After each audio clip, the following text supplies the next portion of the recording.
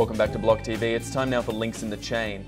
Now, Lyn Ulbricht, who went by the pseudonym Dread Pirate Roberts and was credited as the creator and primary operator of the dark web marketplace The Silk Road. In February 2015, Ulbricht was convicted of money laundering, computer hacking, conspiracy to traffic fraudulent identity documents, and conspiracy to traffic narcotics by means of the internet. He was later sentenced to a double life sentence plus 40 years without the possibility of parole. While media attention buzzed around the case at the time, the world has largely moved on from the story of the Silk Road. But now, with Ross having been behind bars for over 7 years, we are joined by his mother, an organizer of the Free Ross campaign, Lyn Ulbricht. Lyn, firstly, thanks so much for being with us. Thanks so much for having me. All right, so Lyn... I would like to point out just about those convictions, please, that they're basically conspiracy charges. Yes. There is, and that means that he wasn't actually doing those things himself. The conspiracy charges are a way that the government brings people into a criminal case and basically says that if you're in a conspiracy, you are equally guilty to someone who did the deeds. And often it's a very tangential, minor connection, but you're still in the conspiracy. There is one charge that's not conspiracy, but all the other ones are. And so Ross did not himself sell any of these things. He built a platform, created a platform that where other people did, and he's being held responsible for what other people did. And I just want to make that clear because it's quite a list and it sounds horrible. Right. And I'm not saying it's not, but it's not the same as if you did the deed. Absolutely, an important note to make. And Lyn, I want to ask you now, there was an extensive media coverage in and around this case from around 2013, his initial arrest up until 2015, around the time of sentencing. But as attention has waxed and waned over the years, we're now 7 years Ross has been behind bars. Given the passage of time... He started his 7th year in October. Yeah. Yes, precisely. Given the passage of time, how do you feel about your son today in general? His day? No, how do you feel about your son today, 7 years after he's been in prison? Oh, well, I feel like he should be out of prison today. He's been an exemplary prisoner. He's taught classes throughout his time there. He's peaceful, always was. No violent charges at all. Guards and other correctional, staff have come up to me consistently and said, he shouldn't be in here. Why is he in here? And it's not necessary. The American taxpayers are paying, oh my gosh, millions and millions of dollars to keep people incarcerated who are not violent. But to spend, it'll be, God forbid if he's in there his whole life, which I'm fighting very hard for him not to be, it would be into the couple millions to keep Ross in a cage for something he did on a computer when he was 26. He's 35 now. I feel that it's a terrible injustice. I feel like it's obviously a violation of the Sentencing Reform Act, which says every sentence should be sufficient, but no longer than necessary. It's a violation of the 8th Amendment of the Bill of Rights of the American Constitution, which says no cruel or unusual punishment. This is very unusual for a first-time nonviolent offender, young, and obviously cruel. So there's a lot of problems with this sentence, and we actually have had a petition at freeross.org/petition, and over 250,000 people agree with what I just said. The sentence needs to be commuted. It needs to be corrected. It sets a terrible precedent for excessive sentencing, which is a big problem in our criminal justice system in America. And it's just out and out wrong. So that's how I feel. I feel that he could get out today and lead a very law-abiding, peaceful, and constructive life. He has a lot to contribute, and lots of ideas and things he's just dying to bring out, all legal. And, I think he needs to get out. Now, when he was sentenced back in April of 2015, the judge presiding over the case, Judge Forrest, told the courtroom at the time that she was laying down such a harsh sentence in order to send a message to any would-be online drug kingpins who might follow in his footsteps. Now, that didn't seem to actually play out that way with the self-professed Dread Pirate Roberts 2.0, Thomas White, who launched Silk Road 2.0 just a month after the FBI closed down the initial site, receiving just 64 months in prison. Obviously, hearing something like that, it must be hard for you to take in, but I wonder, Lyn, how do you feel about Judge Forrest's initial ruling in the light of the years that have followed since and how other prosecutions have followed in that regard? Oh, great question. How do I feel about Catherine Forrest? Well, first let me just say that Silk Road 2, and actually right after the sentence, there was a spike in lots of darknet markets. Wired wrote about it. It's obviously was not a deterrent at all. It was quite the opposite. But Silk Road 2 was called by the government identical, only bigger. It sold more drugs in a month than Silk Road. And the other person who did no time, literally, was Blake Benthall, who was running it. And he sort of disappeared after he was arrested. And it was just discovered that his penalty is 2 years back taxes. He is an equivalent offense as Ross. So Ross gets death in prison, essentially. It's not life in prison. It's death in prison is the sentence. And Blake Benthall has been free the whole time and pays 2 years back taxes. Now, I don't want Blake Benthall in prison. That's not what I'm saying. But I think it should be equivalent. I think that, and it's actually the law that similar crimes get similar sentences. That's also part of the Sentencing Reform Act. Obviously not true. As regards Catherine Forrest, there's a lot of problems with her, in my opinion, in the sentencing, and not only my opinion. One of the problems went all the way to the Supreme Court by one of the top attorneys in the United States who took the case.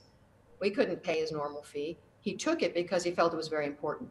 And that point is that Catherine Forrest, because she was issuing such an amazing draconian sentence, just out of bounds, for even the appellate judges were like, well, we wouldn't have probably done it, but it's in her discretion, because she had to justify it. And so she brought in uncharged, untried, unconvicted allegations of murder for hire. I'm sure you've heard about that, which Ross denies, which never was proven in a court.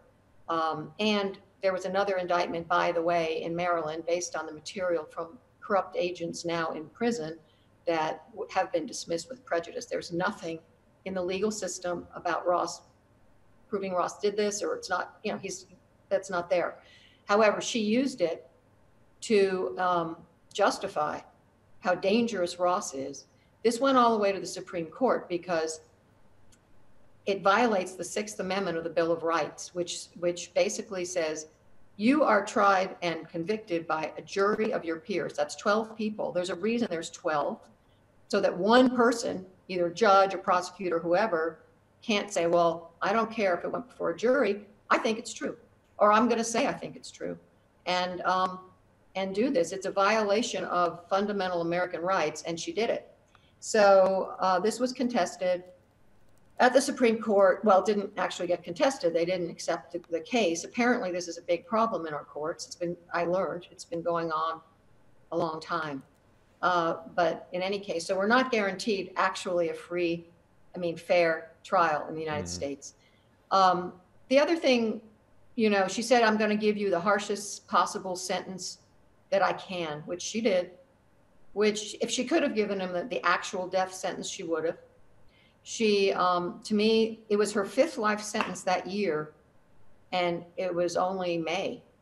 She's very draconian in her, well, she's not even a judge anymore, but I've had top attorneys in New York saying she's a nightmare. She has no business being on the bench at all. They're just distraught about this sentence. It's outrageous.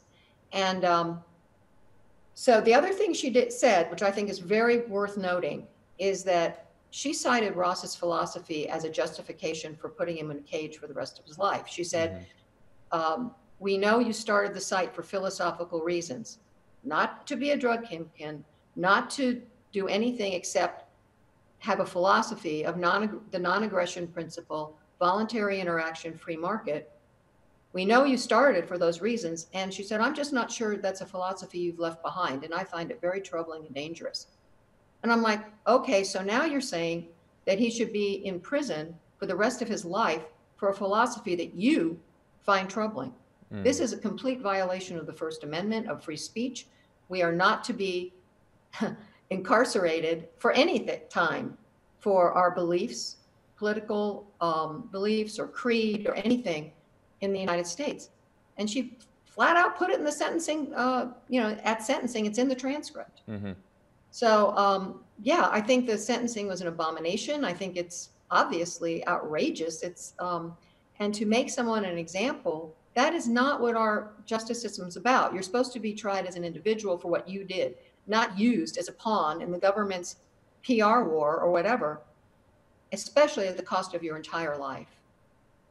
So, by the way, that picture of him looking in the mirror with the little beard, I just want to say that was for a fundraiser where they grew beards, and it was I can't remember the name of it now.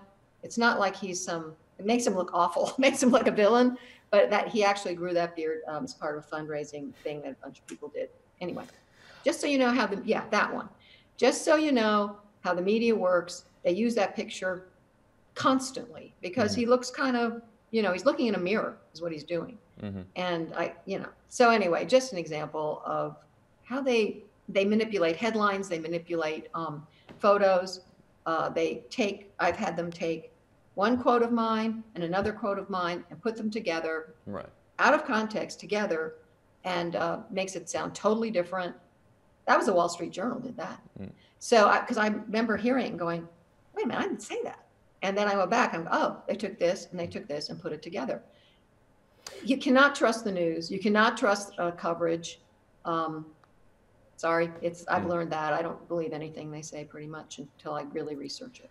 Well, now, as well, moving beyond the media representations of Ross himself, now he is maintaining a Twitter profile, which has got some considerable traction out there in the space where he writes from inside prison, usually, my understanding, although I'm sure you can clarify more directly, through the snail mail, the classic postal system, handwritten notes that then get tweeted out there. I've read through the entire profile itself, about 150 tweets there. Lyn, firstly, it's a harrowing tale to read through the sort of personal story of Ross as he navigates his life from incarceration. Firstly, just if I could ask, who maintains the Twitter profile? Is that something you're directly involved in? And what do you think that does to give that personal voice to Ross, who has arguably been had his voice taken away? Yeah, well, he really wanted to do this because he's like, everybody's writing about me and no one knows who I am. They think I'm this kingpin or something. They think I'm this horrible person. And this is his voice, where he can actually, if you've read that whole thing, you have a sense of who Ross is. Are you afraid if he gets out that we're going to have some horrible criminal out there? It's a very clear that who he is, and that is who he is. The tweets are not; they're very much authentic Ross. It's a trusted, close friend who I'm not doing it. Yeah, it's a trusted, close friend, and it's all Ross's words. It's not anyone else's words. But it's I think it's a very good way to get a sense of who Ross actually is, and then to really think, does this person who was 26 years old, very idealistic. He was, he got into this because he believed in free markets. He was a Ron Paul supporter, libertarian, concerned about our losing our privacy, which he was absolutely right. And just felt like he had to do something for those principles. And I'm not defending Silk Road per se, or many of the things that are on there and all that.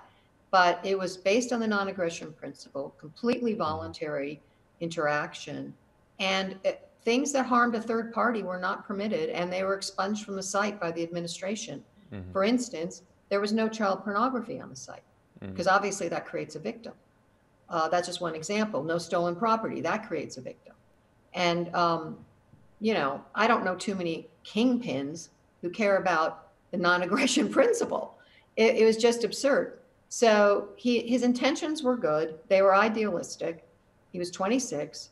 And I just don't see that he should pay for that for the rest of his life. And if you, like I say, if you read, and yes, there are hard drugs. I see you just highlighted that. The most commonly exchanged drug was user amounts of cannabis by far. So yes, people were allowed to do that. I don't think that's good. But at the same time, it was, you know, well, I've just said all that, but it's portrayed as much more evil than it was. And in those days, which was 6 years ago, over 6 years ago, the dark net, nobody had heard of it. So that was a very nefarious, scary thing. Now, even the prosecutor of Ross's case, who's working for Facebook now, where there are many, many drugs sold, said, well, no, but Tor is also used for dissidents and journalists, and it's not all bad. Even though back then he said anyone who uses Tor has criminal intent. Well, so Ross became the poster boy for that. Just one more point. And also Bitcoin was not known. It was totally unknown and considered this evil thing. And now look where it is. So things have changed. You know, things have changed. The world has changed. And Ross was judged and convicted based on a whole different narrative. Right, and I want to touch on that point, because you're correct in saying the world certainly has changed. Whether it be people utilizing platforms such as Telegram for anything from money laundering to drug sales, you know, or even on Facebook or Twitter themselves, people utilize those platforms for a number of different things. And of course, Bitcoin, as you've stated, which at the time was, you know, saw some of its early boosts and heyday on the Silk Road, has since grown to now be utilized. You can now go to Burger King in Venezuela and use your Bitcoin there to buy a burger. It's a very different world we live in today. Do you think if Ross was operating in the environment of 2020, it would have been to a different outcome for what it was back in 2011? I don't know. I don't know. I think so. I mean, marijuana, which is the most commonly exchanged drug, is now legal in many states in the United States. I think 11, or, you know, totally legal. It wasn't then, I don't think. Maybe Colorado, I can't remember. You know, Bitcoin is, as you say, widely accepted by mainstream, and they're starting their own coins. And that whole world, you know, and even, as I say, the prosecutor himself has come out defending Tor and the darknet. You know, he had a very different tune back then. Of course, he would.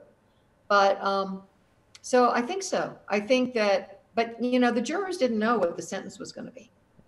I don't believe I think if they had, at least 4 of them that I remember, I don't think would have convicted. I think that, and in fact, I've had people who were involved say they don't think the sentence was terrible. Not jurors, but other people who came into court and that sort of thing. That at the time, you know, it was very different. And to give life, you know, with no redemption, no parole, by the way, that was taken away in the 1980s in the criminal justice system, which is horrible. I mean, I don't personally now think nonviolent people should even be in there. They can wear an ankle bracelet, do restitution, house arrest, whatever. It's costing so much money, but also so destroying families, destroying lives. Yeah, so I think it probably would be different, actually. Now that you bring it up, I hadn't really thought about that, but I think it's, and also potentially jurors would have heard of Bitcoin and know it wasn't horrible, you know, and all of that. So yeah, it could have been different. Now, as well, Lyn, you know, in terms of speaking about, you mentioned just previously the petition, which has now over 260,000 signatures with the aim to free Ross. And as well as that, others high-profile individuals have come out stating their eagerness to see Ross released from behind bars. Most recently, Tim Draper actually spoke on BLOCKTV as well, talking about the need to release Ross from prison. We have that clip, but we'll just run quickly now. I am a big believer in entrepreneurs. They break new ground. They explore new territory. And often our judicial system or our governments or our bureaucrats are quick to use them as scapegoats or blame them or whatever. And look, if he stepped over a line, I think he's done his time. We need entrepreneurs like this. We need extraordinary people who think differently, try different things, and get people working in new ways. And we need them as a part of the world economy. We don't want them locked up. Lyn, when you see a clip like that in combination with the petition that you have there, do you have hope for the potential release of Ross? And generally, how does that make you feel? Oh, well, I was thrilled to have Tim come forward like that. And because, of course, he's so well respected and influential. I absolutely am hopeful. The petition's no guarantee. We could, but it is a PR tool in a sense. It shows support, and congressmen and others listen to that. And of course, we hope President Trump will listen to that and see that this is wrong, to get on his radar. We are we're now that Free Ross supporters, actually today, there's some going to different Trump rallies, sometimes standing out in the cold and rain and snow or whatever, freezing, with Ross signs saying Free Ross and various messages, hoping to get the president's attention at his rallies and in the media and that sort of thing.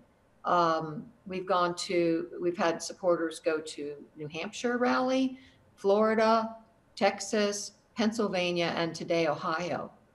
It's cold in Ohio, but they're going. And that also is a campaign we're on if anyone wants to help us with that, because it's a big job organizing people across the United States to do this. But all these efforts are to show that there is a movement, that people do care about this, and that it's really the right thing to do. This sentence is wrong, plain and simple. I have not talked to one person, and maybe some troll on the internet said, oh, well, you did the crime, do the time. Well, the time is not what's supposed to be. That much time is not, drug dealers don't get that. Kingpins, actual kingpins don't get that. El Chapo just got half the sentence Ross got. Terrorists don't get that. John Walker Lynn was just finished his 20-year sentence. He's convicted of terrorism. I mean, so what time is fair? This is 2 centuries. That's his sentence when you add it up, roughly. And so it's wrong. And please sign the petition. Please share it. And that's all you really need to. That's all the petition's really saying, is that the sentence is absolutely abominable. It's barbaric. It's horrendous. And we think it should be corrected. That's not a full pardon, to be clear. Mm-hmm. It's not saying he did nothing wrong. It's not saying he will, is completely free of any record. But it is saying that we don't need to keep him in a cage anymore. That we can let him out of the cage. And Lyn, just one last question that I have for you. If Ross were free today, if he were able to be out and have his freedom out in the world, what do you think he might be doing with that freedom? Well, one thing he said is he would work for criminal justice reform, because we have both seen, but he especially, people who are being caged so long and harshly that don't need to be in prison. For example, a friend of his in Colorado is literally doing life for marijuana, and the prison happens to be in Colorado, where it's legal. These kind of horrible stories that are so wrong, have brought Ross to that. He's also very interested in economics. He's been writing about Bitcoin. You may have seen that. Mm-hmm. He's somebody who's so full of ideas and innovative ideas. And, he's written about the criminal justice system. A lot of his writings are on medium.com and also on our website. He also is he's a very inspiring person. He wrote you may have read an essay called 5 Keys to Inner Strength I Learned in 5 Years in Prison. And actually, a lot of those things I rely on too. He's inspired me. And he's quite inspiring. I think that he would definitely be a force for good, whatever he did. And, and he's also very, intelligent, and he uses his time as well as he can there, writing, drawing, reading. He was reading about artificial intelligence for a while. Then he got a big physics book and was reading that. And now he's, and he's just, an exceptional, as Tim Draper said, an extraordinary person that could really do a lot of good. Mm-hmm. So I don't know what Ross might come up with, but I know that these are his interests. And I know fundamentally Ross has always been, his whole life, a compassionate person, someone who cares, very idealistic. You can go on freeross.org. There are 100 letters from friends and family who actually know Ross, begging the judge to, I think it's the sentencing letters that are up there, begging the judge to give him the minimum sentence. And then obviously she didn't care about that. So, I think that he can very well be trusted to do things that are legal and helpful and make a contribution to our society and potentially the world. All right, Lyn, I want to thank you so much for taking the time to speak with us about Ross. Lyn, organizer of the Free Ross campaign. Check out their website and see if you can learn a little bit more. But for those at home, I want to thank you so much, and keep watching at blocktv.com for all the latest in news and information. I'm Asher Westrop Evans. Thanks for watching.